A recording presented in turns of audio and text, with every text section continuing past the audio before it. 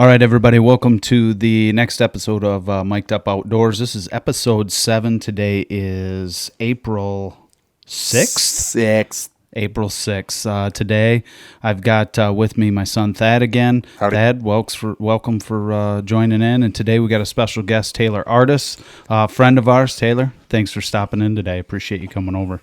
Yeah, man. Thanks for having me. Yeah. So I brought Taylor in today because he is one of these guys that has an amazing tracking dog, recovery dog, and I heard some great stories about the dog, and I wanted to bring Taylor in and just talk to him. And this really is just kind of going to be an open BS session today.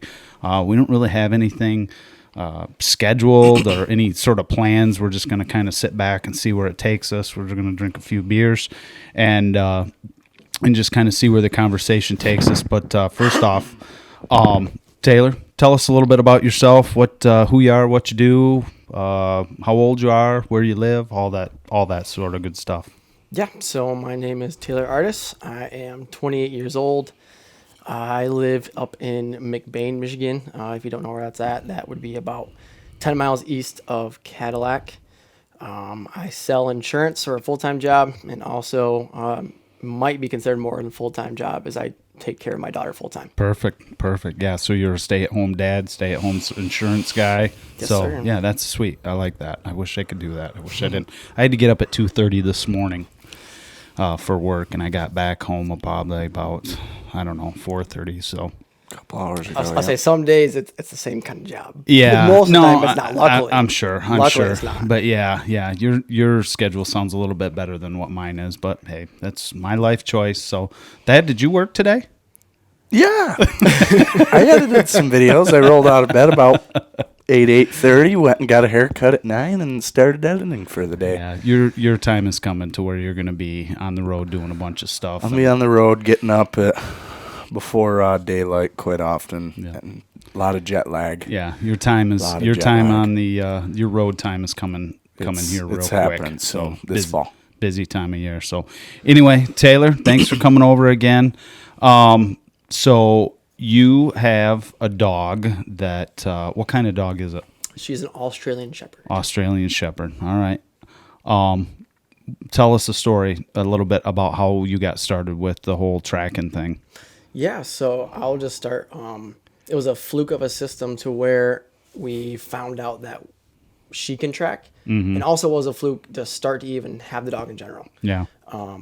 Back in the day, before pre-COVID, there at good old J Sporting Goods, you were able to go to the parking lot and see all these puppies all the time. I remember the days. And my wife would actually let me go to J's. Yeah. The whole key purpose of that trip was for her to go look at the puppies, and then I would be able to at least look at stuff inside the store. Sure. And we ended up showing up one day. We were in the market for a puppy. We really weren't sure. And she ended up finding these Australian Shepherds. That's what she really wanted. Her heart was set on it. Okay. So we were hanging out there and start looking at these puppies, and they're so cute. And then I look up and I recognize the people who are selling them. It was a family friend's aunt and uncle. Okay. So I grew up with them. I knew who they were, and we ended up walking away with two puppies.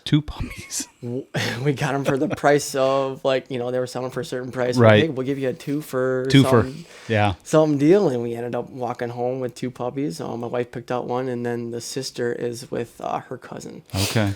Yup. So we ended up with two puppies, and a year and a half later is bow season, and my father-in-law ends up gut shooting a doe that we didn't know at the time, obviously.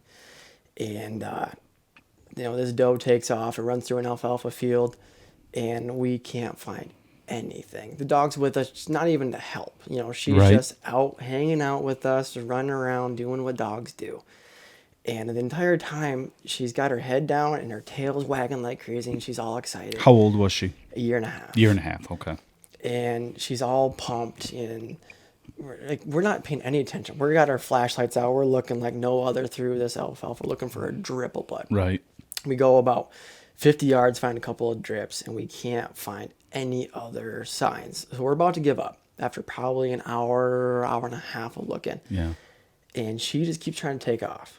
Now, one of the key factors is with this type of dog is that she's a herd dog. Right. She doesn't want to leave.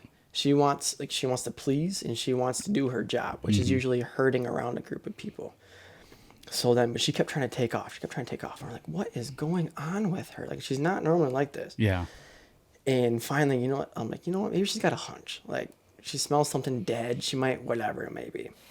So I go with her, and we get to this 2-track, and I find one drip of blood on the 2-track, which is probably 80 yards from our last blood. And I call everyone over, hey, come on over. Like, let's go. Come look at this. And we get up to there, and of course you lose hope in the dog again. Sure. Because she's not bred for it. It's not a traditional breed for it. You weren't thinking. But Aussies they're naturally, like, usually a smarter dog.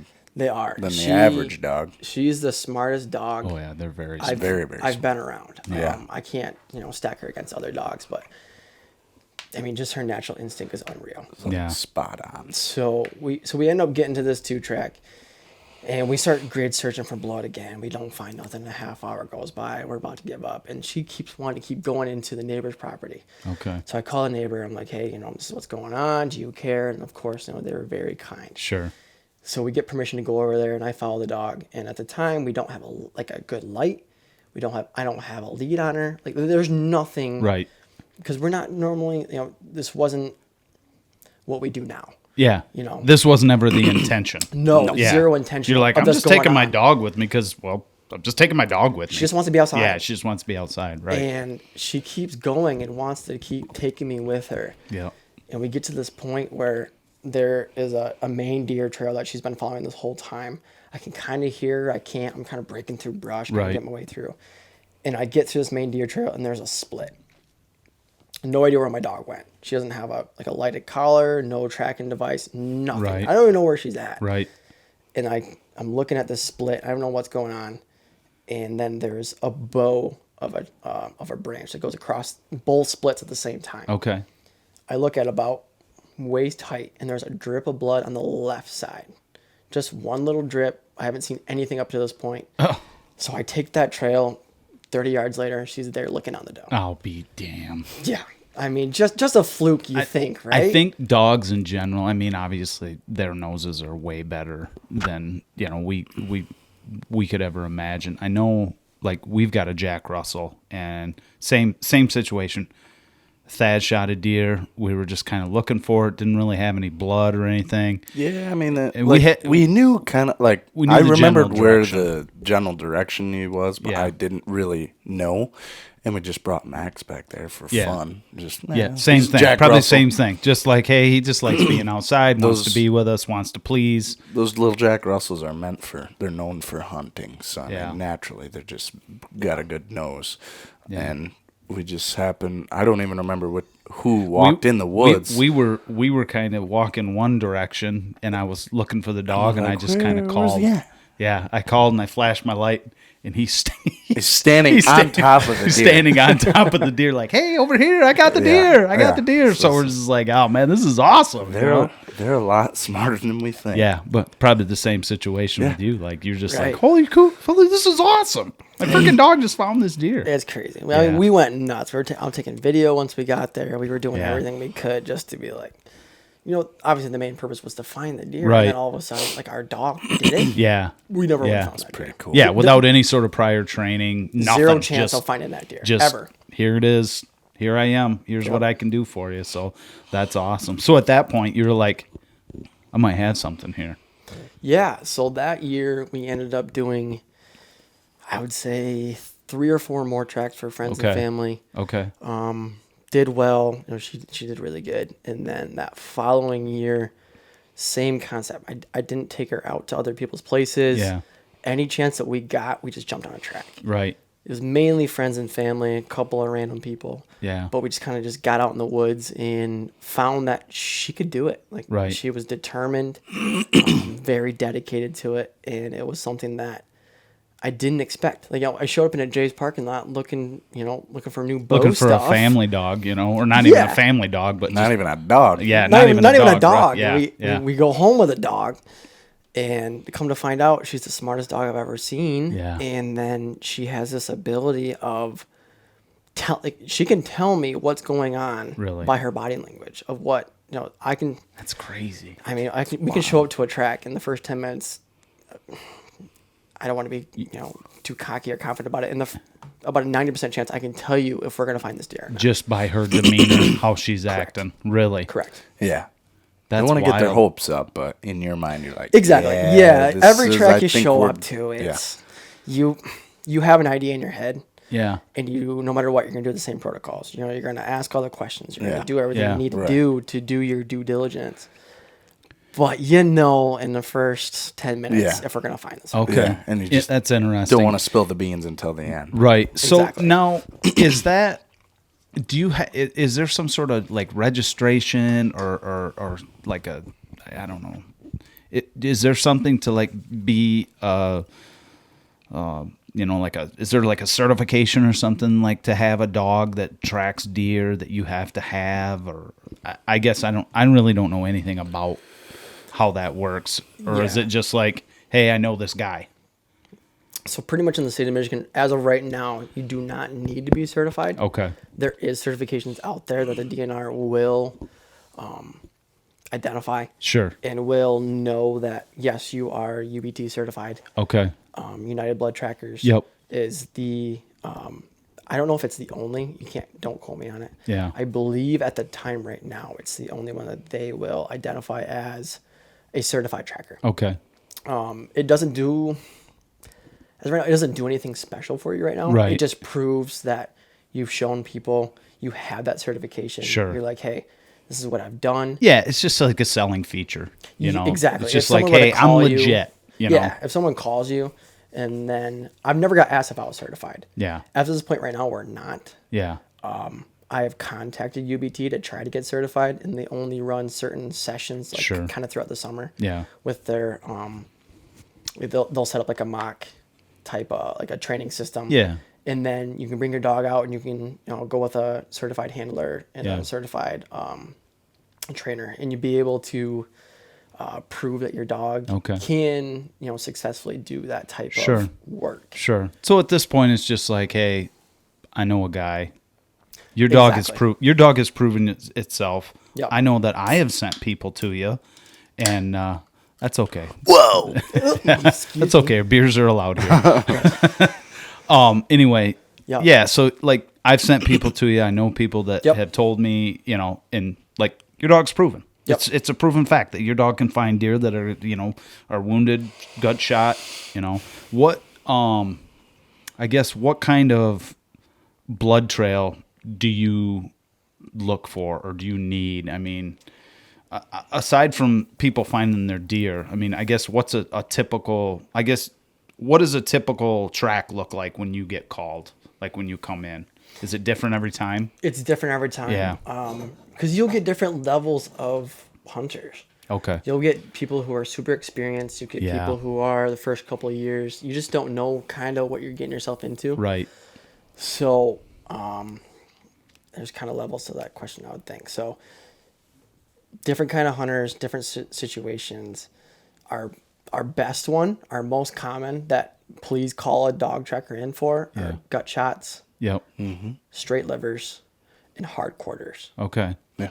Those three are the ones that you got to give them time. They're not going to bleed the best, Right. But they're going to die. but they're going to die. Exactly. So it's one of those where, occasionally, like cat's out of the bag too. I screen my calls. Yeah. I do. Not all trackers do. I've talked to a handful of trackers in this state, and then I just talked to a guy in Kansas last week. Super kind guy. Yeah. And a lot of people don't screen their calls. They'll just take their call in, and then no matter what, they're going to give a price, and they're going to show up. Okay. It's important to have people like that too. Yeah. 110%. But for myself in the local area, I get a handful of calls.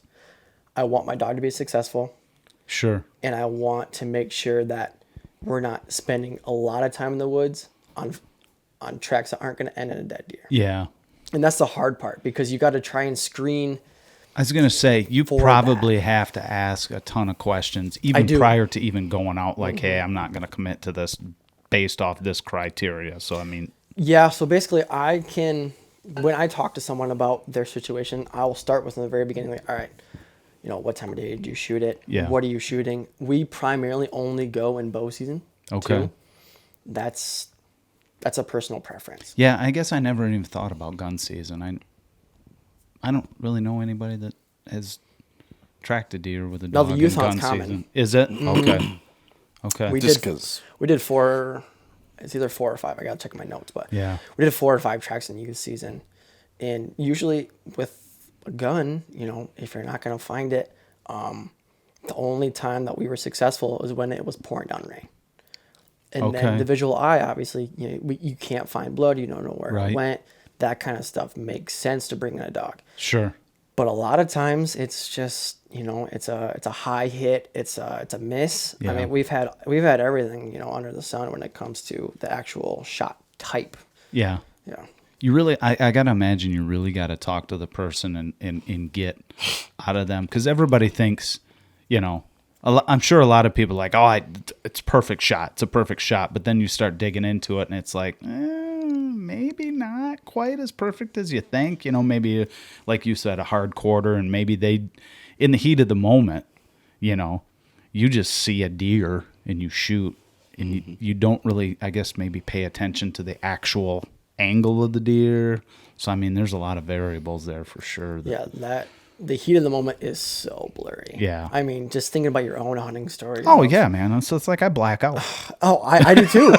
I really do too. You remember the part that is about 5 seconds before the shot. Yeah. And then you remember 5 seconds after the shot. Right. That Yep. 10-second window is like, what happened? Yeah. Did I go through my shot sequence? Did I breathe? Did I do Yeah. anything? No. You just don't know. And then when you try to ask a hunter about it, a lot of times I don't remember. they don't remember. Yeah. They do know, but it's kind of blurry. I think I might have hit it there. Yeah. But that's why it does make it so important to ask so many questions. Yeah. So with that being said, your recommendation would probably be for that hunter to not go in and kind of muddy up the water, so to speak, as far as like tracking. Like you want it as pristine as possible, because I can only imagine once you start putting boots on the ground and on a track that you're gonna contaminate the track up, so to speak. I like to think about it as, so like we're building a new house right now. Yep. If you were to take your white wall and then you take purple paint, right? Okay. You need to get from the bottom of the floor to the top, right? And the easiest path to get there is a straight line. Okay. Right? As soon as you get on that track and you have 4 buddies come with you, 5, Yeah. 6. Yeah. People who usually hunt in groups, like they have people that are close to them that want to go track with them, because everyone wants to share in that success, of course. As soon as you get more people on that track, your boots carry that track. You walk on that exact track that the deer walked on. Yeah. They've got 4 legs that only go so far. As soon as you make those steps on that track and you take it off another direction, and then you go the next direction, and you Right. start making this umbrella Right. of the scent pool. It's like that is- tentacles that reach out. Exactly. It's something that the least contaminated, I mean, contaminated is probably the correct term. Yeah. There's a lot of terms you could use for it, but the least used trails are always the most successful. Okay.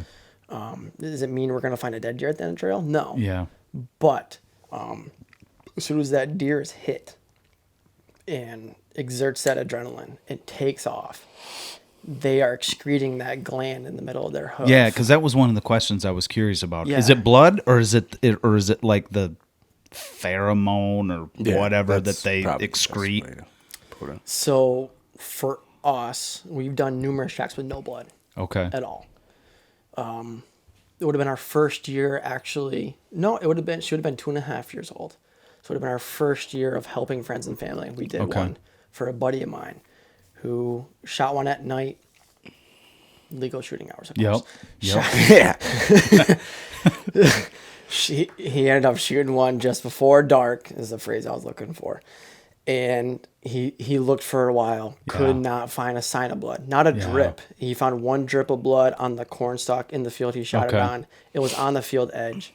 Took off through some CRP. He never found anything. CRP is tough. It's very tough. Yeah. And we came back we came about noon the next day. Okay. We did a different track in the morning, and then we ended up showing up there and didn't have any blood, couldn't find anything. We started grid searching like no other. We were there for 3 hours. Yeah. Usually we don't go that long, but it was for a buddy of mine. He said it was a hammer of a buck. We're like, all right, we'll do our due diligence and do what we can. Yeah. And we end up kind of circling around the backside of an alfalfa field, and we're making this turn. And as soon as we get to this turn, you can just tell, like, as soon as I see her, she like does something way different. Her demeanor is completely changed. She's in work mode then. And I'm like, what is going on? So she hits this alfalfa field, and she is going through it, and she's going hard. And we get into this thick patch of swamp. We go up 15 yards into the swamp, and this buck is turned to a hard left, and it's laying right there dead. No kidding. Not a single drop of blood the entire time. Nothing. And why? It rained like no other for 12 hours the night before. So from what we can't see with the visual eye, she's picking up with that gland in that foot. So rain is good. Moisture is good. Moisture is good. Yes. That was one that we could definitely for sure know about. Was a youth hunt that we did this year. Okay. Kid shot a buck just before nightfall, and it was raining as hard as it can rain in Michigan. I mean, it was coming down hard. I get the phone call 2 hours later after the rain starts. Yeah. Like, hey, he shot a really nice buck, really hoping to recover it. Have you had an experience with rain? Right. And I said, I've had a little bit, not during the rain. Right. We haven't done any tracks in the rain itself. Okay. But we have done tracks post-rain. Yeah. We've had good success, but it gets kind of a toss-up. And at that point, I was like, I've heard it's good. Yeah. I didn't know. Like, I really didn't know from only doing it for a handful, just a couple of years. Sure. Now. So we jump on that track right away, and it bled for about 70 yards-ish. Then they lost blood, and they were kind of grid searching, but it was a guy that I've done a track before. His kid's the one who shot it. Okay. So then he knew to he was local, he knew to call me right away, which was awesome. Sure. So I got out there, and her name is Mace. I guess we haven't said that yet. Okay. Yeah, the dog's name. Yep. So Mace ended up jumping on the trail and found that thing in 8 minutes. Traveled 300 yards. That's insane. From that last blood. I didn't see any blood until I saw one drop, probably 15 yards before she was on it.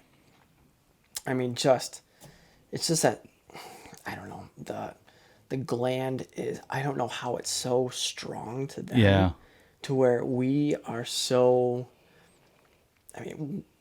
our ability to find deer is so minute compared to a dog. Yeah. It's nothing. Like, I won't even go out. I don't like to go out hunting in the rain for the fact that I'm afraid that if I shoot something, the rain is just going to blow all the blood out of it. I mean, there won't be anything to look at or find. But I mean, I guess in this instance, or this circumstance with dogs, like, I guess you don't be afraid of it, but, the fact that you might have to call on a dog is definitely an option. Right. You know what I mean? So that's cool. That's cool. So since you kind of discovered that she was, this was good, like, are you actively training her to do it, or is it just during season? We're just during season. Just during Most season. trackers will train all year long. Yeah. They'll get out and do what they can to make sure, keep their dog sharp. Keep their dog and do sharp. what they can. Sure. With her, I don't do any training. Okay. To find out on a fluke that she could do it. And then also, she's the most, like I was saying, she's the smartest dog I've seen. Yeah. On top of that, she's the most driven. Okay. There's two things that she wants in this world. One is her ball. Yeah. You have that thing.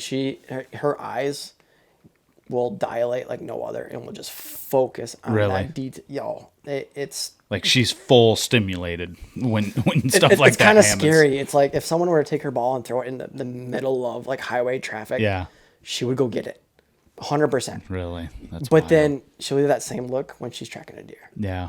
So it's one of those like you wanna get It's her like out. a high for her. It is. Like she just gets really Just being able to retrieve. Exactly. She's super dedicated to it, and I don't know what it is because I think that breed in itself is. I mean, that's just been bred into that breed since day one, and I mean a lot of breeds.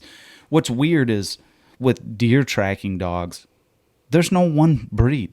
Exactly. No. It's weird. Like I think a lot of guys use like Dachshund. They do. Which that's the last dog, honestly, that I would think would be a good dog for that. But after you start looking at it, they're small. They can get in and out of like kind of hairy areas and stuff like that. They're low to the ground.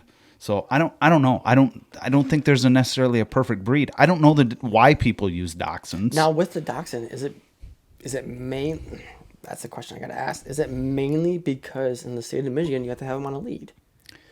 Is it make it easier? I don't know. Because the breed is... Because they're less... They don't go like a bat out of hell when they're getting on a track. Slower. Could be. I don't know. I mean, honestly, 'cause I don't know. I can't speak for that type of breed or, I mean, just the more petite, smaller breeds. Yeah. I can't speak on that because I have a medium-sized dog. Right. Who is capable of running a mile in 2.5 minutes. Oh, yeah. She can get after it, right. for sure. So then, like... Do they have the same type of drive, the same type of nose? Yeah. To where they can cover a track and, honestly, probably half the amount of... They would take twice as long to cover a track. Yeah. But they're super capable and super, easy to read. Right. I don't know. Yeah. So, like, I went on a track. I actually videotaped it. A buddy of mine shot a really nice buck here in Michigan, and he had a friend that had a dog he brought it out. Honestly, I don't really know what kind of dog it was. I thought at first maybe it was like some sort of coonhound or something, but I don't think it was. It didn't look like any breed that I knew, but I mean, same thing. That once that dog got on the track, oh my gosh, it was barking, and like you could tell that it was on something. So, and then we eventually found the dog, or found the deer. We had circled it. Same thing. It was raining, or had rained, so there was moisture. I mean, it was a long track, probably. I don't know. We had to go through water, through like a pond, and around a pond, and we just did a lot of circling and stuff. But we eventually found it, and I was just like, damn. I'm like, I wouldn't have been able. But the last place we found it was the last place I would have looked. Honestly, it was wild. See, now I'm a firm believer of moisture helps, right? Yeah. But I think lakes, ponds, rivers wash it away. Yeah. Because the natural scent will, as they're walking, leaves on the leaves and on the grass and everything like that. Sure. And the moisture brings it out and brings it up. Yep. But then as soon as they get onto a river, right, I think that just washes. It's not just saturates; it just dilutes it. It's just like anything, just dilutes it. That makes sense. Horrible luck.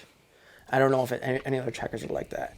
We've had horrible luck once they've crossed rivers, got into ponds and gotten their way out. Stuff like that has been hard to track in, extremely tough. Yeah. And we've had our successes, but usually they've been right next to the river, not past it. Gotcha. Yeah. Interesting. What? I guess what's some of the more interesting tracks you've been on? Oh man, there's been a handful. We did one locally that someone you would know. We went out and we knew it was a gut shot. Yeah. Gut shots are horrible to say, but they're our moneymaker. Yeah. The deer's gonna die at some point. When? Who knows? Yeah. But we're gonna catch up to that deer at some point. Right. Right. So we end up taking this track locally and end up getting down here, and he said, yeah, we followed up on the deer track, a little too soon. Within an hour of shooting it, we jumped it one time. Okay. I said, okay, we'll go after it again. We're going to take our time. We're going to go slow. While it's still light out, if you can put another arrow in it, we're going to finish this off, kind of ordeal.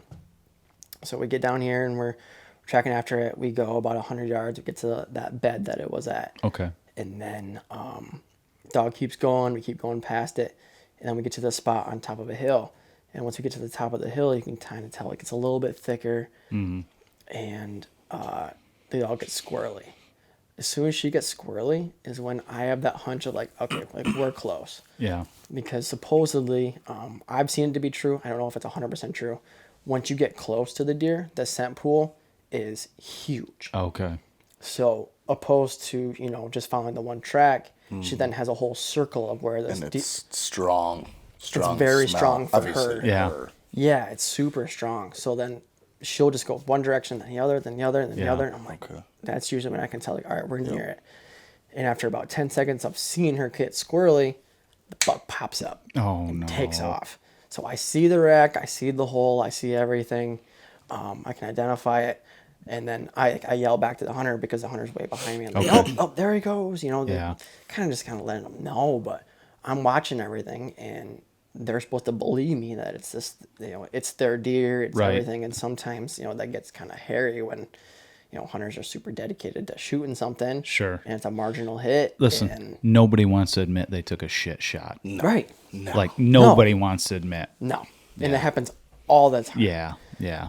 So this deer takes off, and it's got good blood. It's dark. It stinks like shit. Yeah. It's horrible. I'm like, well, 100% yes, congratulations, you had a gut shot. Right. But also, too, this deer's going to die. When? I don't know. Yeah. But our goal is to follow up on it, Sure. get to a certain point to where we can see the deer. You're going to put your second arrow in it. We're going to Yeah. be done with this. And, you know, Right. we get paid for our services. You get your deer. The whole goal, the objective is done. So we start following this deer. And we follow it. And we follow it. Do you keep jumping it? No. No. It No. just keeps going. Just It keeps hammer going. down. Yeah. This deer is gone. Right. It ran like a bat out of hell. There was, we just kept following the scent pool. I mean, Yeah. there was a drop every 10 yards. And I Yeah. would see it, just a big old drop of dark, stinky blood. Yeah. And I just kept checking on it. And if it was a different situation, I would have waited. But it's a gut shot. We knew it was 6 hours later afterwards. Right. You're looking at that 12-hour window to whatever, and we're running out of daylight. And we're running out of this opportunity to, you know, finish this off Right. in an ethical matter. But we don't see the deer, and we have blood. We're going. Yeah. You know, so we keep pushing. We keep pushing. 3.5 miles later. Oh my gosh. So you don't. So once you get on it, you don't stop, It's all. or is there a time? It's all. Time does not matter. Yeah. It's all about situation. It's all Yeah. about the type of shot, what time of day. Yeah. Because at the end of the day, our main goal is to put bucks in the back of trucks. Sure. But there are certain rules before that. It's, you know, what's ethical, what's going to take this deer out of its misery, because most of the time we're called when the shot is not an immediate death. Yeah. You see your buck drop in 60 yards, you either had a heart shot or a double lung, and it just decided just to hang out and it's dropped. We're not getting calls for that. We're getting calls for guts, livers, quarters, Yeah. high shoulders. Please don't call me on a high shoulder. Don't call a tracker in general on a high shoulder. You're not. Play your odds. Yeah. It's It's funny you I'm say so that, because sorry. that one that I went on with the other dog, yeah. that deer had a high shoulder hit wound from somebody else. Someone else. Yeah. Yeah. And I mean, we knew it because we had trail camera pictures of it, and you could see it clear as day right in the high shoulder. That deer was fine, Yep. but it was weird to like find the deer after you find the deer, and everybody's like, "Oh, that's a pretty good hit in the shoulder." And my buddy's like, "Yeah, that's not where I hit it. Right. That's an old wound." So, and it was, you know, starting to heal up and stuff, and I was just like, high shoulders, man. Like They're tough. They're tough. Like I don't. Well, it's a dead zone.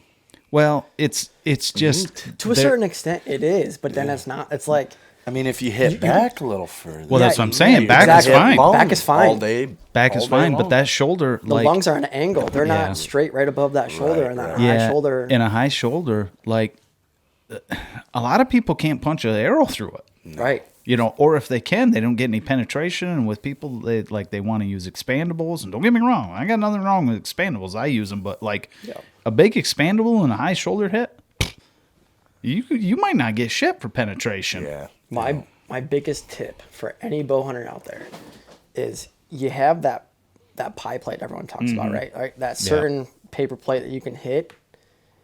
Take that and move it 6 inches over to Yeah. the side. Why? Because avoid the shoulder. You hit lung. You don't have to hit the heart. I mean, you can in the right scenario. If Yeah. you're within 20, 25 yards and you're aiming for that heart and you know you're dialed in, Yeah. frickin' punch that thing. I'm all about mid bot, and like I'm like Yes. mid, Yep. mid. Yep. Because if they ain't got lungs, they can't breathe.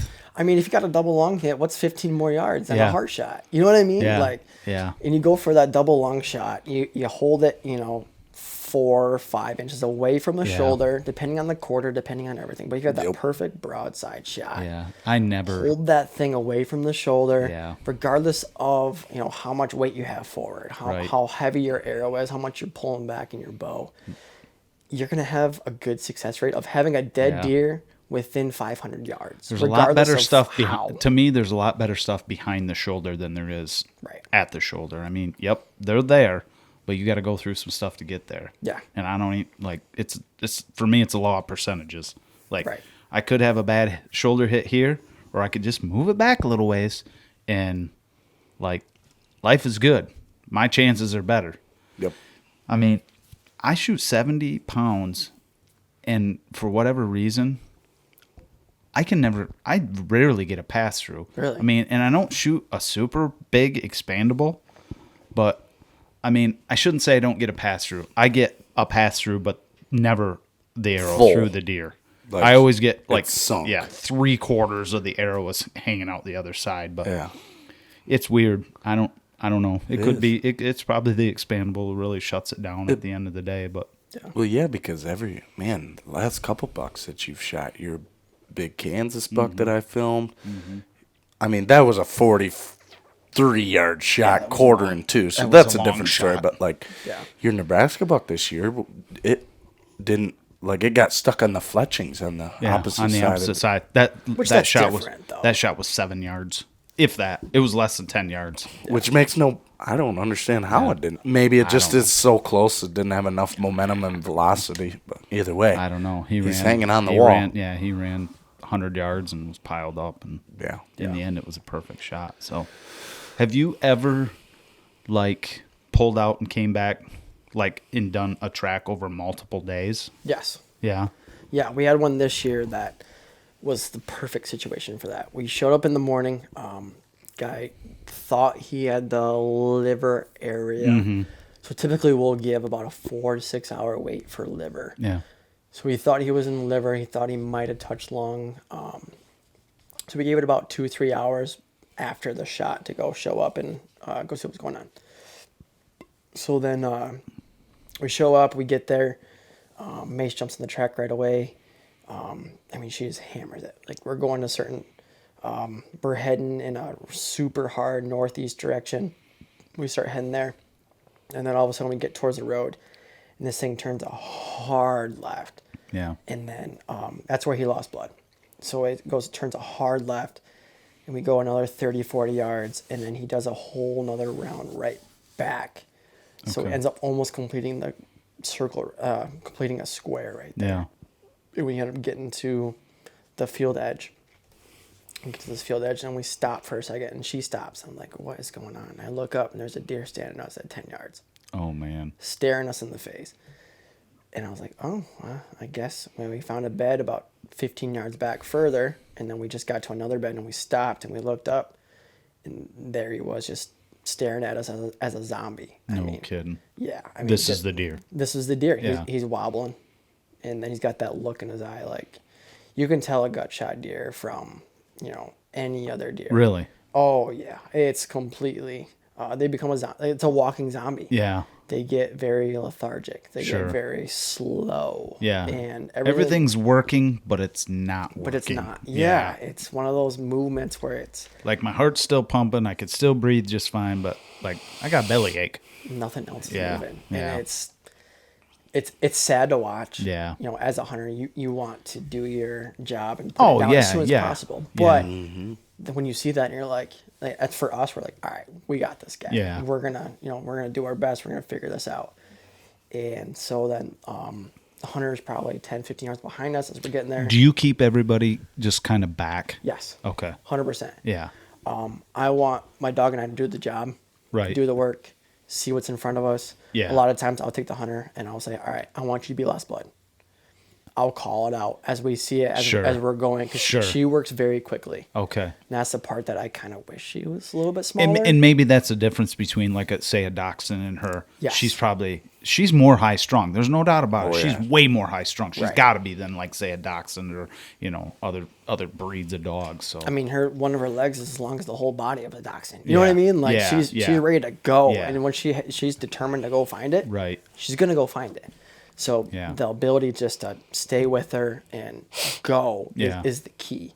So what I tell them is like, hey, I want you to be last blood. Whenever I call it out, I want you to make sure that like you're there, and then I'm gonna go 50, 60, however many yards it takes Yeah. to get to that next blood, and I'm gonna call you up to this spot. Okay. And then, so he's probably 10, 15 yards back behind me.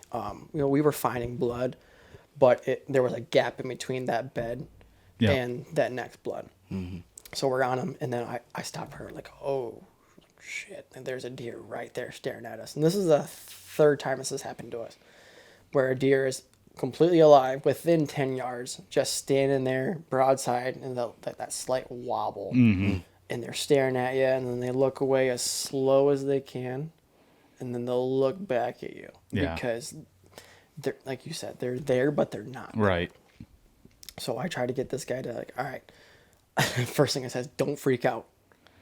He's still alive. Yeah. He's 10 yards ahead of me. He's right in front of me, right in line with him. Mace is sitting like a good girl. Oh, my gosh. Right. She's so good. I tell you, hey. So she, like, do you have to stop her? Do you have to call her off? Yes. Yeah. I have to call her off, but then once I tell her to stay, she will stay. She's on it. She's right there. Oh, She's I'll staring be at like damned. she's like, Yeah. yeah, like I'm ready. Like I get it. Yeah. Like I see here. That I did my job. My job's done. So now next like, guy up. We'll see deer in the backyard walk through. Yeah. She won't care. Really. There's no drive. There's no like I got to go get this thing. Yeah, that's weird No. because I mean, obviously you hear all the time dogs chasing deer and stuff, and it's kind of weird that you can, without actual training her, that she Yeah. knows enough to like, nope, don't run after it, don't chase it, Right. Yeah, that's wild. Yeah. So then, so he's behind me, and I'm like, all right, don't panic, don't freak out. Right. I need you to knock an arrow. He is 10 yards in front of me. I'm gonna need you to take a hard left to get your clear area, and I need you to put a second arrow in this thing and get it done. Yeah. We're going to put it out of its misery. You're going to be able to do your grip and grin. Like, we're going to get this done. Right. So he ends up making his way over. He's kind of scooting. He gets his arrow knocked, and he's kind of like, he makes 10 yards away and then 15 from me, and then he starts making his way towards the deer. He ends up getting closer than me to the deer. He didn't have an avenue to shoot. Like, he kept looking for a lane, couldn't find one. shoot. And the one thing I wish I would have told him at the time, like, hey, don't get closer than me. Just find your lane that you can shoot Right. and shoot. Right. But he kept getting closer. He got within 9, 8 yards. Oh shit. He's close. Yeah. And this deer takes off. He doesn't take off. He walks. Yeah. And he turns away and he starts walking really hard as he can walk away. And he goes through this tall grass. And he just keeps going and keeps going. So I thought to myself, well, do we circle him? Do we not? Do we do whatever? And then looking at the watch, it says 10:30 in the morning. I'm like, you know what? Let's wait. Yeah. Let's wait. He's a gut shot deer. He's going to lay down within what we found is between 50 and 100 yards. Typically, once you bump a gut shot deer, you know for a fact it's a gut shot. It's hunched up. Yep. He's not bleeding much, but the blood stinks. Yeah. And he's just walking. He's not sprinting anywhere. He's walking. They're not going to go very far. Okay. They're going to go, my guess is 50 to 100. Okay. So he starts walking. He walks away. I try to tell the hunter, like, hey, if you can scoot around to the other side of the grass and you see him, of course, take your shot. Sure. So he makes his way over there, and of course, he doesn't see him. So, he comes back over and he's like, hey, what do we do? What do we need to do? What's the plan? I'm like, well, obviously, you're the hunter. Like, it's up to you. Like, whatever we do is your call. I'm never the one to determine what we do. It's not my job. Like, Yeah. You can recommend. exactly. We're a service. Like, we're here to assist you in the I'm not recovery taking of over your the deer. show here. I'm just like here's your deer. Right. It's still alive. What do you want to do? And honestly, that's why when we charge to a show up fee and a found deer fee. Right. That like adds on top of it. It's not our job to kill it. It's our job to show up and find it, and then we're gonna do our very best to make sure that ends up in the back of your truck, kind of thing. You know? For sure. So that's when we discussed it. Like, all right, do we go after it? Do we, because Mace, like, she wanted to keep going. Sure. She smells it. She's ready to go. In knowing the property of how much we had to work with, we had about 200 yards to the next property line. Okay. Yeah, I was going to ask you. I mean, when you have a deer that travels, I mean, out west, maybe people own tons of property, but yeah, I mean, we're talking small tracts of land here in Michigan. I think his parcel is about 40 or 50 acres. Yeah. So he was on the edge of it when just before he shot it. It traveled probably 200 yards total. Okay. About 150 on the first bed, about 200 on the second bed ish. Okay. And then that's when we bumped him from there. Yeah. So we only had about 250 yards to work with before we get to the next property line before he had to contact someone. Right. And so we decided that we were going to let him sit. And of course he did his due diligence and he called a neighbor. He's like, hey, I know in state of Michigan, you have to call, you have to get permission to go to the next property. You can't just go. Yeah. So we talked to his neighbor and his neighbor was completely cool with it. He knew to keep an eye out if it crossed like his driveway, that kind of stuff. And so we decided to go in about 2 hours before dark. So we waited until, at that time of year, I can't remember if it's 4 o'clock-ish, whatever it may be, the middle of October. So we end up going back in and we go, he goes to the far side just in case he's still alive and starts walking. Yeah. And then I take Mace back to the original track where we were at. And we start walking it, and then she's right on it immediately. Follows it all the way through the tall grass, gets through these pines, and then sure as can be, right to him. He's there, dead. Yeah. I'll be damned. Nice. Interesting. Nice. Yeah.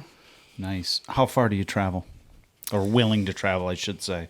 Money talks. We'll travel as far as we have to. But when it comes to your traditional track, for our rates, just for our area, because honestly, rates you can pay what. I mean, I've heard some people charge upwards of $500. I've heard some people who do donations only. Sure. Some people will travel across the entire state. For myself, I will do within 15 miles. I'm going to do a local rate. And then anything past that, it's going to be subject to any type of rate that is.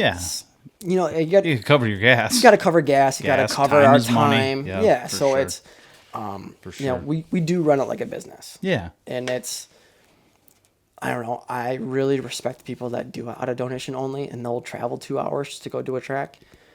But just for the time's sake and the amount of calls I do receive, it doesn't make sense. I think people that do that, I mean, they're doing it because they love their dog. They love to watch their dog do their thing, And they love seeing people have success. Yeah, I mean, it's at that point, it's really not about the money, but I mean, it's just a passion. Yeah, there is that. But, I mean, you got to run it like a business. I mean, shit. Yeah, and then what you're saying, too, is, like, the ultimate goal is to always be there. Like, there's no better feeling than going on a track that takes 500-600 yards. And in your head the entire time, you're like, this is a gut shot. Like, it's a quarter two. Yeah. They might have clipped long, but you know for sure it's a liver gut. Right. You're like, this deer is going to be dead within 500-600 yards. Easy. Yeah. And the hunter's like, I don't know. I just don't know. There's not much blood. And they're all just confused. And the entire time in the back of my head, I'm like, this is a dead deer. We're going to come up on this. And then as soon as you get there and you get to say when they're, 20, 30, 50 yards back and like, hey, I got him. You're like, what? Oh my gosh. And that feeling of like, you know how many hugs you get? You get more hugs than you do I could imagine. dollar bills. I mean, it's awesome. Think about, because, I mean, at least to my knowledge, around here, I mean, dog tracking deer have not been something that I've been familiar with up until, say, the last 4 or 5 years. I mean, really. Yeah. And it's really blown up in that period of time. Think about the amount of deer that people have given up on after, say, 200 yards of no blood.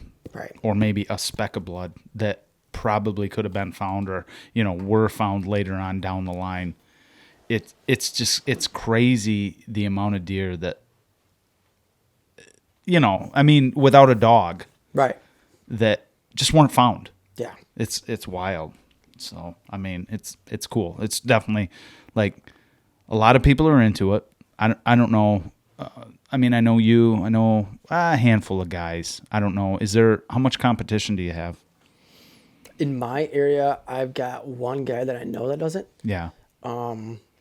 Within 20, 30 miles, I don't know of anyone else except for this area right now. Okay. I know there's a couple around here. Yeah. The main thing is I know people who are trying to get into it. Yeah. Because there is money involved. Oh, yeah, And for sure. There's a need for it, and there's definitely a niche in the market. But for myself, honestly, that's probably why I screen my calls so much. Yeah. Is because there is no one else around. Right. If you think about it, last year we did 39 tracks. Out of 39 tracks, there's only 45, 46 days of bow season. Right. So we're averaging just under one track a night. Dang. There was one day we did 4 tracks in one day. Dang. Like, it's just not, I don't know, like we turn down a handful of calls. We do what we can to screen to make sure we're successful. Based off of just the information that you get. Yeah. It's okay. Because I'll ask a series of questions. I'll ask you, all right, what are you shooting? Are you shooting a traditional bow or a crossbow? Right. I'll ask what kind of broadhead. I'll Yep. ask how far was a shot? Was it quartering? Was it broadside? Every detail I can get is a piece of the puzzle that I can for tell sure. you before we show up if it's going to be successful or not. Yeah. And if it's a day where we don't have a single track, yeah, of course we're going to go. Right. But it's one of those where as soon as I get the details and if I hear high shoulder, not much blood. Yeah. Some details that just are, standoffish. Yeah. I'm going to be honest with the hunter. I'm going to tell you, say, hey, we've had really bad success with the situation you've given me. Right. We're willing to still come out and still do our job to try and help you find your deer. Yeah. But your success rate's going to be probably pretty like you're low. going to be pissed at me when I charge you and Exactly. we don't find your deer. Exactly. And based off of the information you give me, there's a good chance we're not going to find your deer and I'm going to charge you. Right. Yeah, exactly. That's why I was saying you have to run it like a business. You know, like there's a certain, that's why we charge a show up fee Right. and a recovery fee. Right. And that's not because we want to be greedy. It's because we want to make sure that, I'm training my dog to be on successful tracks. Yeah. But then also we're using our time efficiently. Yeah. And if we tell you like, hey, I'm probably not gonna be able to help you find this thing. Yeah. There's some certain details you've given me that we've been proven wrong, 110%. We've been proven wrong. This last year was twice. Okay. People call me and give me details and I'm like, hey, I'm probably not going to be super efficient. What you've given me doesn't sound like something that we would be extremely helpful with. Right. And we didn't go on the track. And then within, 200, 300, 400 yards, they found the deer. There's always those situations, and I don't like to turn those down. But in the same sense, I want to turn that track down, let you keep working for that deer. Yeah. You keep working for that one. And then someone's going to call me 20 minutes later and says, hey, I gut liver shot a deer. I know for a fact I did. I've got this type of blood. I got this situation. I need you to come find it. And those are the ones that you're not going to be able to find very easily because there's not going to be very much blood. It's going to travel anywhere between 200 and 300 yards on that gut shot. It's going to travel 400 to 500 on that liver. Yeah. And it's going to be hard to find. And those are the ones that we're super successful at finding. Yeah. So that's what I want to be able to bring my dog and Yeah, help you want with. high level success rates. Of course. Yep. Yeah. So with the dog tracking, there's a new competition that's out there. I don't know if it's a competition, but everybody the new fancy thing is going to thermal drones for tracking. What's your thoughts on that? I personally like it. Why? The whole point of no matter between a drone, between the human eye, and between a dog is to recover deer. Yeah. That's to make sure people are successful. It's to make sure that people. Yeah, we're all in it for the same goal. Everyone has the same goal, and there's Yeah. some people out there that are searching for money in it, and there's some people that are searching for whatever it may be. Right. But the whole point is to make sure that if there is a dead deer in the woods, someone finds it. Yeah. And if it's a drone, if it's a dog, if it's you have a great blood trail to find, the same job is getting done. Yeah. So when it Yeah. comes to the competition side, I haven't seen an issue yet because I know Yeah. it's so new. It's new. Yeah, it's very new. I mean, I just started hearing about it, this last year, honestly. Yeah. A buddy of mine shot a deer and couldn't get a dog tracker in. Yep. And then somebody gave him a number of a guy that's had a thermal drone. And, like, the dude put the drone up and they had it found within 5 minutes. From the cab of the truck, mind you. Which is freaking awesome. That's I was just so like, cool. he sent that to me and I'm like, that's freaking incredible. And, of course, immediately I'm, like, searching. Right. Thermal drones. Well, in Michigan, technically, They're not illegal, but it's really, I don't know what the word is for it, but it's like it's you not cut gotta- and dried No, right now. there's a lot of laws you got to follow, and you got to be very careful on what you do. Yeah. Right. I think the wording in the law is pretty vague. Now it is also for dog. Is it that training, way too. for dog? Yes. I would imagine it's probably the same. It's probably the same wording. The law. Ish. Yeah, because Yeah. with a dog, it says that you have to have him on a lead. Yep. There's certain rules you have to follow with, carrying whatever weapon of take. Yeah. There's certain things you have to follow with that. Right. I would assume it's probably pretty close to the same Yeah. with the drone, but without having one myself and without doing it, I don't know. Yeah. There's so many laws with drones, even if it's just your average drone you use. Yeah, for because you've video. got a drone 'Cause, pilot's I have license. a pilot's license, and man, the exam was literally almost to the point I could damn near probably fly a legit plane. Really? It was that in depth. Yeah. With a lot of air spaces, latitude, longitude. There's a bunch of fancy freaking mapping that's called sectional charts. It's just super confusing stuff. So there's a cajillions of laws. Yeah. I for drones. think the biggest thing is that they're afraid that people are going to use drones for the wrong reason. Right. Right. Yeah.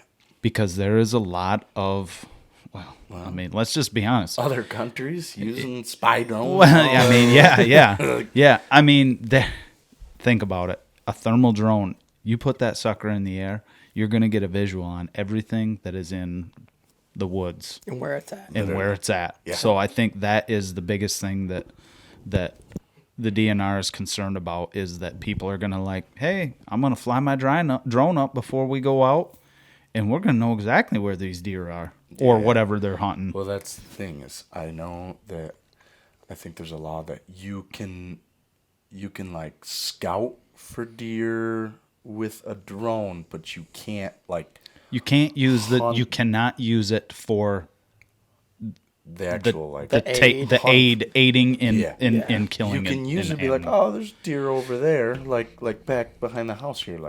We Right. throw it up in the summertime, and I was chasing a decent little 8-point out of all over the field with it. It's kind of fun. But Yeah.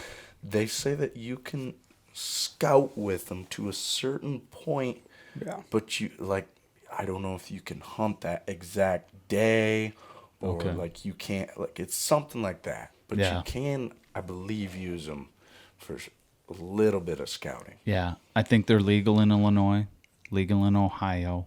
Right. Technically not legal in Michigan, but I But think they, to a that- certain, but I think I think you guys can- are getting away with it because the law is so vague. you can Right. pull some strings. Yeah. You can pull some strings. Yeah. But I know they use thermal drones are a big deal for police work and Oh stuff. yeah. That's yeah. kind of the whole main start of the thermal drones. But now Yeah. it's might as well use it for deer. Yeah, people are using it for deer. So when it tracking. comes to the ethics, right? Because that's the line that's trying to cross. Yeah. Is it ethical to use a thermal to find either wounded or dead deer? Right? Yeah. And that's the number one gripe I have with my dog tracking is the ability to either keep my dog on a lead or not. Yeah. Just being blunt, she works better off lead. Yeah. She is extremely obedient. She's there. She's within a certain Right. distance of me. But the lead law says I have to, be within 50 feet of my dog and on an actual lead, right? Right. So in a way, you'd kind of be impeding her Exactly. from doing what she does. From doing what she does. Yeah. Her ability to work better off a lead when it comes like shooting my own deer on my own property. Am I using my dog? She's just there, right? Right. She's aiding me, but she's there. Right. But then in the aiding process, if you go somewhere else, you go to someone else's property, she has to Yeah. be on lead. Yeah. Has to be able to do that. It has to be within a certain distance. Right. Right. That's where like the law is very specific there, but it's fuzzy in other places. Right. And that's the part I don't like, because when I know for a fact that my dog's not going to chase deer, Yep. she's not going to bay deer, she's not going to do anything that Right. would be different than what her job's already doing. Right. That's something that I wish the state of Michigan would change. Yeah, and I think because it's so relatively new, I mean, nobody has pushed that to get like a clear, concise Right. like law. I know, especially with the drones, it is definitely very, very vague. Yeah. And I think it's probably with the dogs, it's mainly just the lead law that's kind of like That's the number that's one the thing one that that you like see. is Yes. pretty clear and concise. Right. Yeah. Where it's Interesting. like, yeah, I believe that's because, they don't want a group of dogs going out there Sure. and chasing down a deer, holding down a deer, killing a deer that's Yeah, wounded. like a pack of wolves. You Yeah, know? doing it in that sense where it's like, all right, what's the difference between taking my German short hair, taking her out for bird hunting, Yeah. not on a lead, on the exact same Garmin collar that I use for my deer tracking dog. You know where she's at every I know where step she's of at. the way.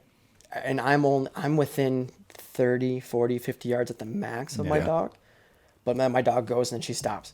And then she flushes up a bird and I shoot at it. Why is that different than having my dog who is also doing a job in Yeah. the woods looking for an animal just because it's a bird compared to a big game? Yeah, that's a valid statement. That's a really good point. No, that's a good point. Like, let my dog work freely. Exactly. Yeah. And that's, it's no offense to the hunter. Yeah. Sometimes it's friends, sometimes it's family, sometimes it's someone I don't know. I trust my dog more than anyone else in the woods. Yeah. Because I can read her. I can see what she's doing. I know what she Sure. wants to do. And I know where she's at all times. I have Yeah. my Garmin collar, I have everything. And regardless of having that lead on her, I know what's happening. Right. Yep. And that's the part that is very tough in a situation where I have a bigger dog. I don't have a tiny little dog that I can walk behind. Right. I don't have a pack of dogs. I have one who's very driven, who knows what they're doing. Right. And I want to be able to make sure that she works to the peak of her ability. Yeah. I think that if you have taken the time to teach your dog to, track deer, blood track deer, do whatever, I got to believe that anybody who's taken the time to do that, like their dog is good, trained. Very- Like they're not going to be like very obedient. random dog out there like, oh shit, my dog just took off, running. Now he's 200 yards away and now I don't know where he's at. Anybody who's a reputable dog tracker, like if you have a lead on that dog or not, I got to believe that dog ain't going anywhere. Right.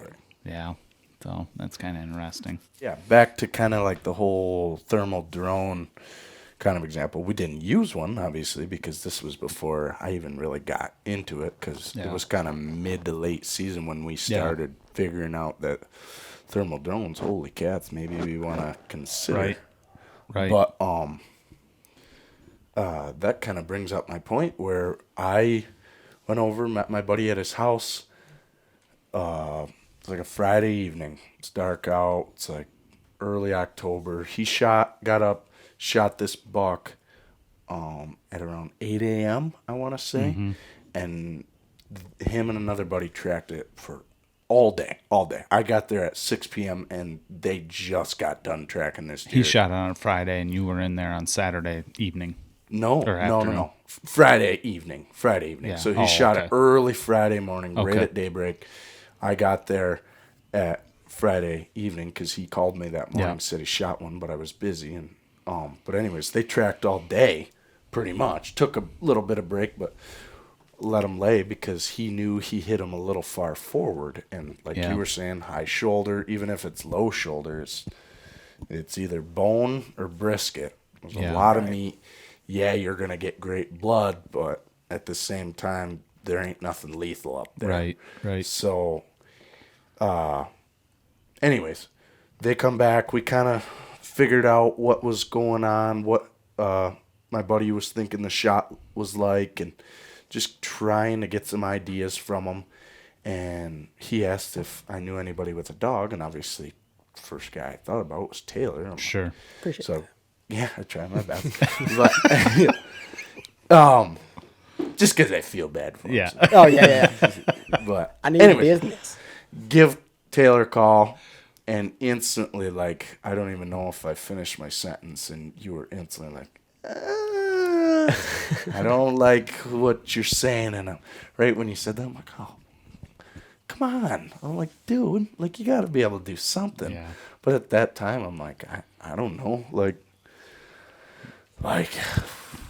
I just figured dog should be able to get on any track. But at the same time, like you said, gut shot, they're going to die. High shoulder, there's a good chance that deer's going to live. He's going to bleed a lot, but he's going to live. So anyways, you instantly were totally against coming over. And it's like a 45-minute drive for you.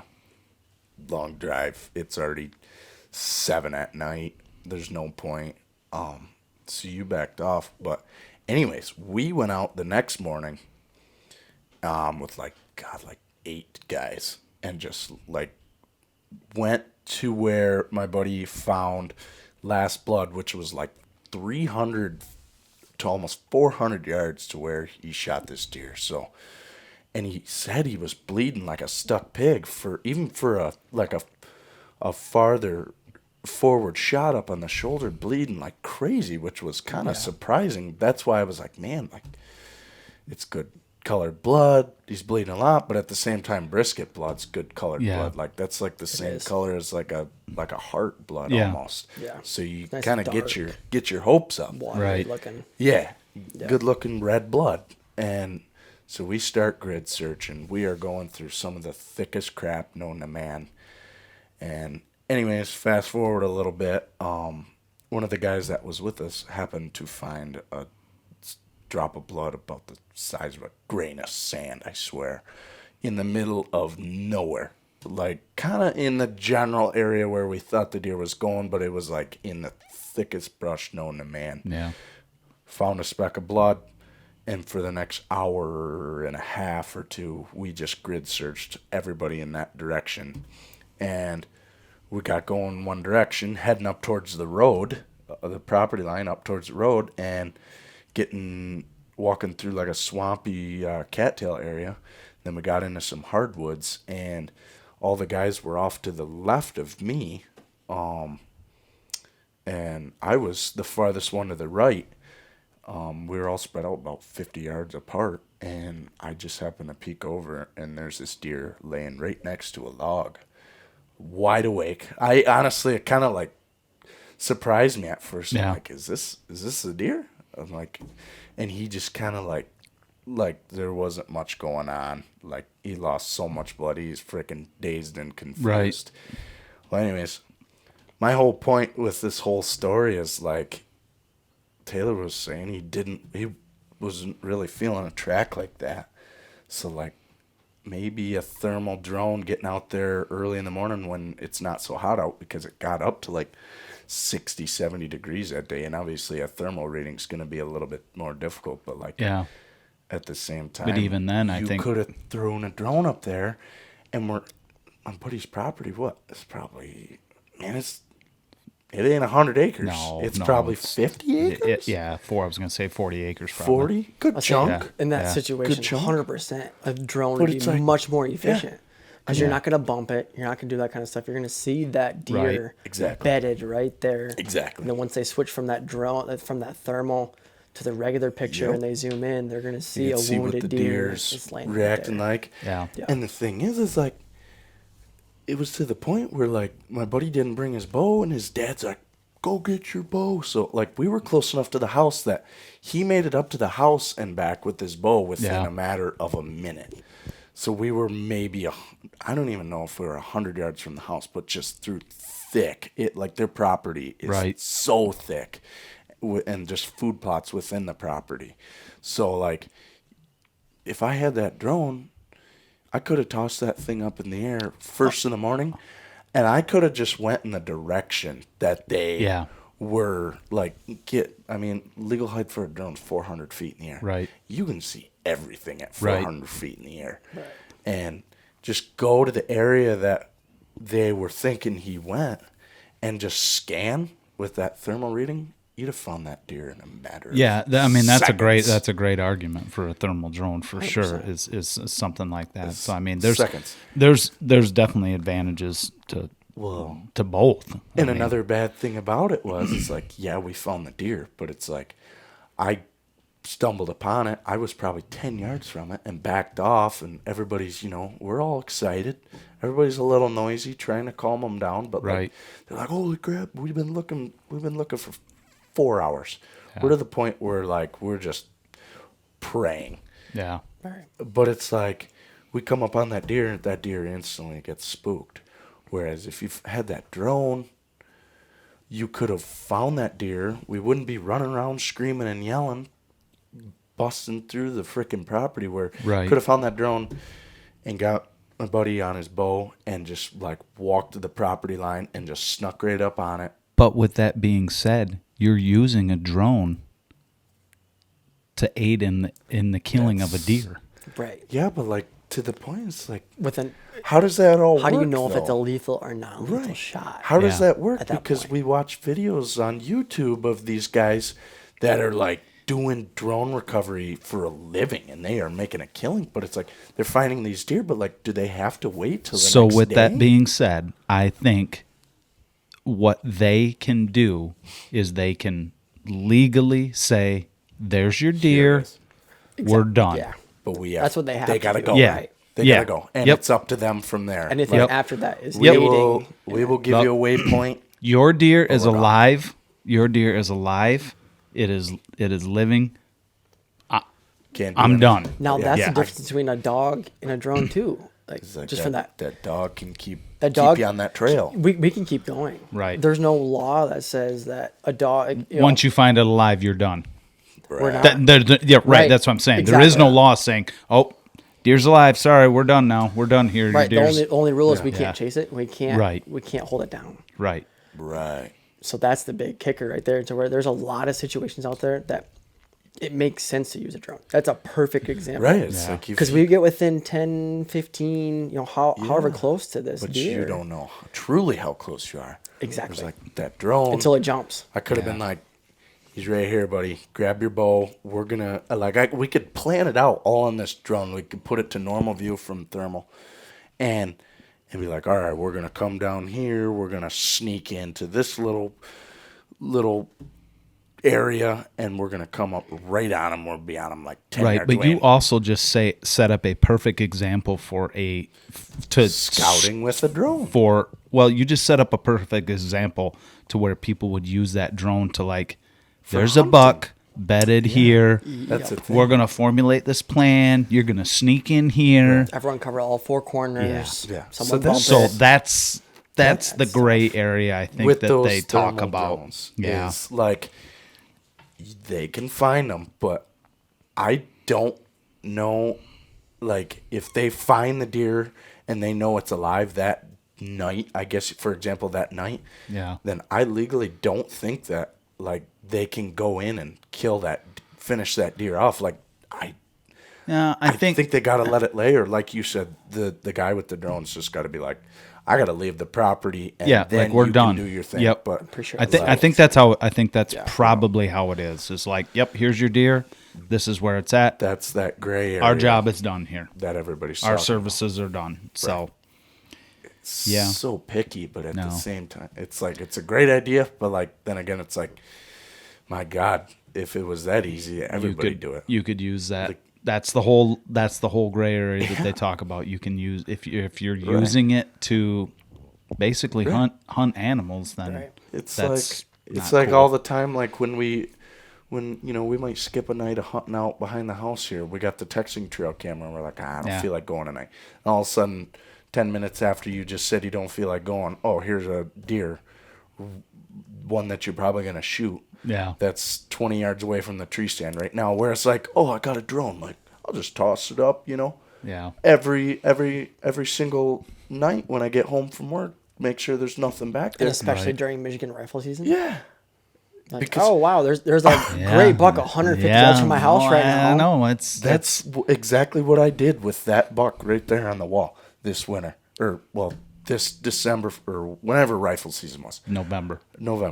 Got home and Have another beer. yeah, seriously, I forgive this season. But anyway, September in Michigan.